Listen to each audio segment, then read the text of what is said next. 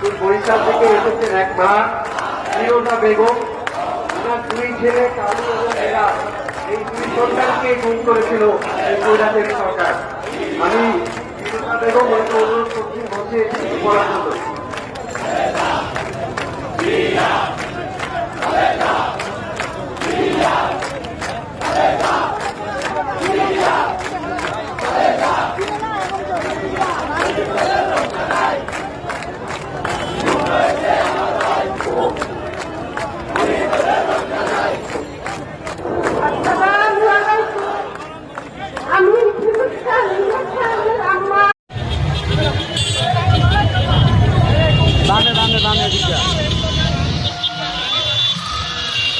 আস্তে আস্তে কিসে যা